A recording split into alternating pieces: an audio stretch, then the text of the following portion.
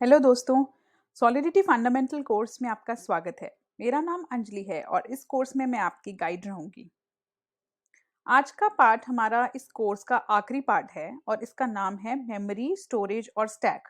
यानी इस पार्ट में हम मेमोरी और स्टोरेज और स्टैक में क्या डिफरेंस है, क्या अलग अलग इसमें फर्क है, कहाँ ये डेटा स्टोर करते हैं ईवीएम के अंदर, इस सब के बारे में हम बात करेंगे। तो चलिए शुरू करते हैं।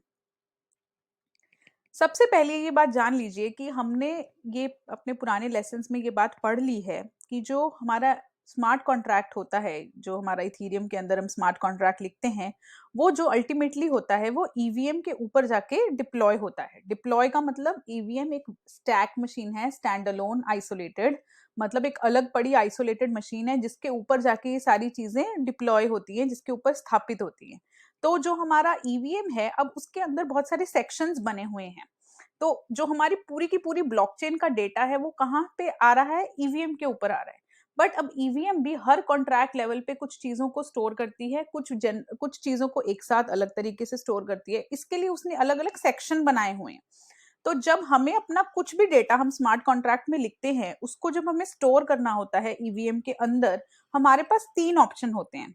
या तो हम स्टोरेज में जाके वो स्टोर कर सकते हैं, या फिर हम मेमोरी में स्टोर कर सकते हैं सेम चीज को, और तीसरा ऑप्शन है हमारे पास स्टैक का, या फिर हम जाके स्टैक में वो चीजें सेव कर सकते हैं।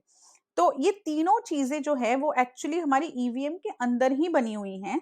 बट हम, ये डिपेंड करता है कि हम किस तरीके का डेटा सेव कर रहे हैं। कई बार तो फिक्स होता है कि ये वाला डेटा इधर ही स्टोरेज में ही जाएगा या मेमोरी में ही जाएगा। कई बार ये यूजर के ऊपर भी डिपेंड करता है, स्मार्ट कॉन्ट्रैक्ट वाले के, वो कि डिफाइन कर दे कोड लिखते वक्त कि मुझे चाहिए कि ये वाला डेटा यहाँ जाके स्टोर हो जाए। तो हर एरिया की क्या खासियत है, क्या फीचर है, क्यों हम इस्तेमाल करते हैं एक एरिया दूसरे की जगह, वो सब हम डिटेल में जान लेते हैं। सबसे पहले बात करते हैं स्टोरेज की। तो स्टोरेज क्या है?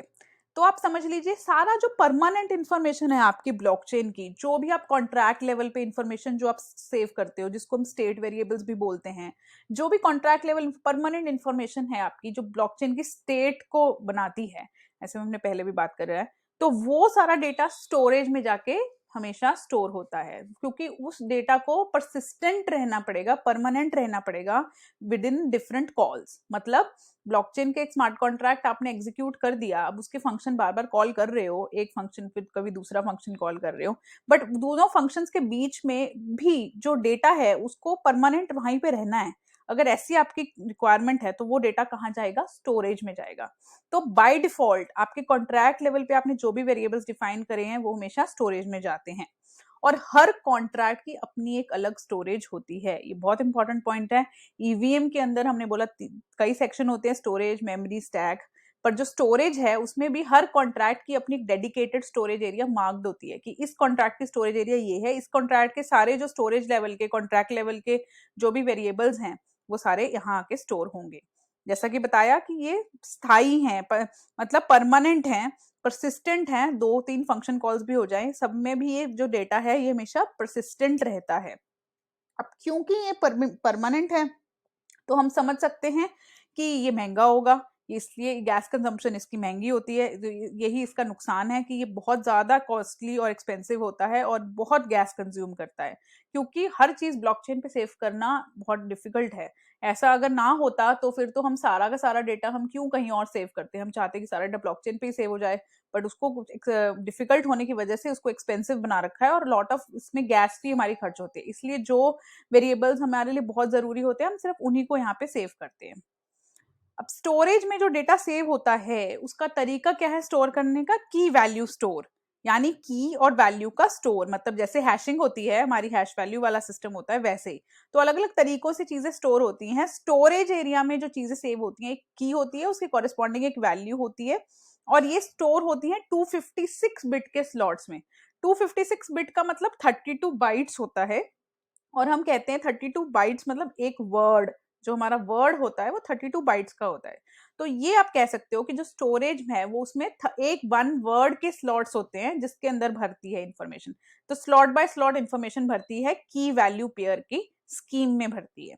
तो ये थे स्टोरेज के रिलेटेड सारे इंपॉर्टेंट पॉइंट। सबसे इंपॉर्टेंट पॉइंट, स्टोरेज जो होती है कॉन्ट्रैक्ट लेवल पे होती है, और सारे जो इसमें स्टेट वेरिएबल्स हैं वो सारे ब्लॉकचेन के ऊपर परमानेंटली स्टोर होते हैं, वो स्टोरेज में होते हैं, इसलिए ये काफी गैस कंज्यूम भी करती है। अब चलिए सेकंड टाइप का देख लेते हैं स्टोरेज का तरीका, वो है मेमोरी। तो अब मेमोरी किसके लिए काम आती है? स्टोरेज का तो समझ लिया कि वो परमानेंट चीजों को सेव करने के काम आती है। मेमोरी काम आती है जो हमारा डेटा फंक्शन की एग्जीक्यूशन के दौरान बस हमें चाहिए। एक पर्टिकुलर फंक्शन एक लाइन से शुरू हुआ और एक लाइन पे खत्म हुआ, उसके दौरान हमें प्रोसेसिंग के लिए कुछ डेटा अगर चाहिए जिसकी हमें बाद में कोई जरूरत नहीं है, वो सारा डेटा जो होता है फंक्शन की एग्जीक्यूशन में जो यूज होता है उसको हम मेमोरी में सेव करते हैं।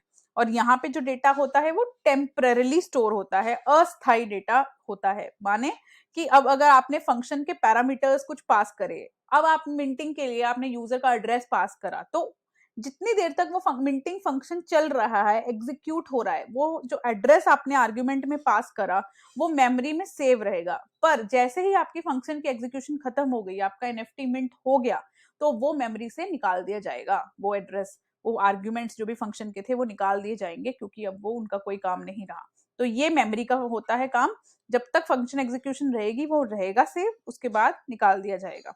तो इरेज हो जाता है, दो डिफरेंट फंक्शन कॉल्स में पुराना डेटा इरेज होकर नया उसके ऊपर लिखा जाता है। अब नेचुरल सी बात है, क्योंकि इसमें टेम्पररी है, बहुत लंबे टाइम तक हमें डेटा नहीं सेव करना, इसीलिए जो मेमोरी होती है वो लेस गैस कंपेयर कंज्यूम करती है स्टोरेज के कंपैरिजन में। स्टोरेज के कंपैरिजन में अगर देखोगे तो बहुत ही ज्यादा फर्क होता है गैस कंजम्पशन का, क्योंकि यहाँ पे कोई परमानेंट चीज का नाम नहीं है। अब आपने जैसे स्टोरेज में देखा था कि की वैल्यू स्टोर था, उसी तरीके से मेमोरी में देखोगे तो बाइट एरे के फॉर्म में सेव होता है इन्फॉर्मेशन। होती वही वन वर्ड 32 बाइट्स या 256 बिट वाले स्लॉट में ही होती है इन्फॉर्मेशन, बट उसमें जैसे की वैल्यू पेयर की तरह स्टोर होती थी चीजें, यहाँ पे वैसा नहीं है। यहाँ पे बाइट एरे बनता है सिंपल और उसमें डेटा स्टोर होता है। तो ये एक अलग अलग तरीका है, इसका कुछ मतलब ज्यादा लॉजिकल आपको नहीं इसमें जाना, बस आप ये समझ लीजिए कि उसमें की वैल्यू पेयर होता है और इसमें बाइट एरे होता है जिसके फॉर्म में ही सेव होता है। ये टेम्पररी होता है, वो परमानेंट होता है, ये लेस गैस कंज्यूम करता है, वो ज्यादा गैस कंज्यूम करता है। थर्ड जो हमारा एरिया है वो है स्टैक। स्टैक जो होता है वो बहुत छोटे लोकल वेरिएबल्स, बिल्कुल ही एकदम फंक्शन के अंदर कुछ आप टेम्पररी वेरिएबल्स जो बनाते हो उसी दौरान आपको चाहिए, उन लोकल वेरिएबल्स को सेव करने के लिए स्टैक काम आता है। बिल्कुल एकदम टेम्पररी डेटा होता है इसमें भी। और ये स्टैक जो होता है ये हमारा, इसमें कोई कंजम्पशन गैस की नहीं होती, ऑलमोस्ट फ्री होता है ये यूज करना। और क्योंकि ये फ्री होता है और ये टेम्पररी होता है, बस इसकी लिमिटेशन क्या होती है कि इसका साइज बहुत छोटा होता है। तो आप स्टैक को यूज करके बहुत सारा डेटा इसमें नहीं स्टोर कर सकते हो। एक दो वेरिएबल्स करने हैं कुछ कुछ टेम्पररी तौर पे तो आप यूज कर सकते हो, बट बहुत सिग्निफिकेंट या क्रिटिकल यूज के लिए स्टैक काम नहीं आता। ये बिल्कुल लिमिटेड अमाउंट ऑफ वैल्यूज के लिए ही काम आता है। बट जब आपको आपकी यूज केस ऐसा है कि आपको लिमिटेड अमाउंट की वैल्यूज को सेव करना है टेम्पररी तरीके पे और कम गैस खर्च करनी है, तो स्टैक सबसे बेहतरीन ऑप्शन है उन केसेस के लिए। और इसमें जो डेटा होता है वो 256 बिट में नहीं होता, इसमें 32 बिट के स्लॉट बने होते हैं और उसमें डेटा सेव होता है। तो एक इंपॉर्टेंट पॉइंट ऑफ डिफरेंस है स्टैक और मेमोरी और स्टोरेज से, कि यहाँ पे जो डेटा है वो छोटे स्लॉट्स में भरता है, क्योंकि स्टैक का साइज छोटा होता है, टेम्पररी होता है, और बिल्कुल ये तो कुछ लोकल वेरिएबल्स को अगर थोड़े टाइम के लिए आपको चाहिए उसके लिए काम आता है, अदरवाइज ज्यादा सिग्निफिकेंट स्टोरेज के लिए ही काम नहीं आता। तो ये थे तीनों के डिफरेंसेस। अब हम थोड़े से नियम देख लेते हैं, रूल्स देख लेते हैं कि डेटा स्टोर करने के कुछ प्री डिफाइंड, कुछ पहले से ही जो स्थापित किए गए नियम हैं वो हैं। जैसे कि सबसे पहला नियम जो हम पहले भी डिस्कस कर चुके हैं, जो हमारे स्टेट वेरिएबल्स होते हैं, यानी कि जो कॉन्ट्रैक्ट लेवल पे हम वेरिएबल्स डिफाइन करते हैं, वो हमेशा स्टोरेज में सेव होंगे, उसको आप बदल नहीं सकते कि मेमोरी में कर दे स्टैक में कर दे, नहीं। कॉन्ट्रैक्ट लेवल पे जो वेरिएबल्स हैं वो ब्लॉकचेन की स्टेट को डिफाइन करते हैं और वो हमेशा स्टोरेज में जाएंगे, ठीक है।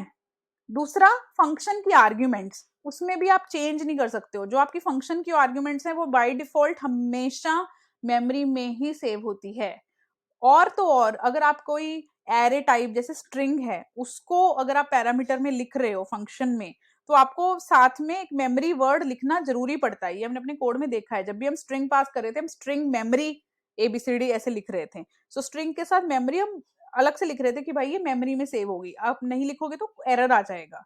तो बाय डिफॉल्ट वैसे तो ये है ही कि फंक्शन के सारे पैरामीटर्स जो होंगे वो मेमोरी में सेव होंगे, बट स्ट्रिंग के केस में और कुछ और एरेज के केस में तो आपको ये लिखना भी पड़ता है स्पेसिफिकली कि ये मेमोरी में जा रहे हैं। अब जो लोकल वेरिएबल्स हमारे स्ट्रक्ट टाइप के हैं या फिर एरे और मैपिंग वगैरह हैं, जो सारे लोकल वेरिएबल्स फंक्शंस में हैं, ठीक है, जो जिनका टाइप स्ट्रक्चर है, एरे है या मैपिंग है, वो अब या तो मेमोरी में स्टोर हो सकते हैं या स्टोरेज में। यहाँ ऑप्शन है, अभी तक हमारे पास कोई ऑप्शन नहीं आ रहा था, बट यहाँ एक ऑप्शन है कि आप जब फंक्शन लिखते हो उसके अंदर लोकल वेरिएबल डिफाइन करते हो, अगर तो वो simple integer type local variables है वो तो स्टैक में चला जाएगा, लेकिन अगर कुछ कॉम्प्लेक्स लोकल वेरिएबल है जैसे मैपिंग हो गया, स्ट्रक्ट हो गया, एरे हो गया, तो वो उसके लिए आपको या तो मेमोरी लिखना पड़ेगा साथ में कि मेमोरी में स्टोर करो, या स्टोरेज में मेंशन करना पड़ेगा, डिपेंडिंग आपका केस कैसा है उसके ऊपर। फाइनली हमने बात करी ली कि लोकल वेरिएबल्स जो बिल्कुल वैल्यू टाइप होते हैं, रेफरेंस टाइप नहीं होते, इंटीजर्स वगैरह, वो सारे स्टैक में जाते हैं, उसमें स्टैक में जाते हैं, उसमें आप कोई चेंज नहीं कर सकते। तो यही कुछ नियम है इनको यूज करने के, और यही डिफरेंस है तीनों का, स्टोरेज, मेमोरी और स्टैक का। मैं उम्मीद करती हूँ कि आपको तीनों का चीजों का डिफरेंस समझ आया होगा। तो ये हमारे कोर्स का आखिरी लेसन था। तो इसके साथ ही हमारा सॉलिडिटी फंडामेंटल्स का कोर्स खत्म होता है।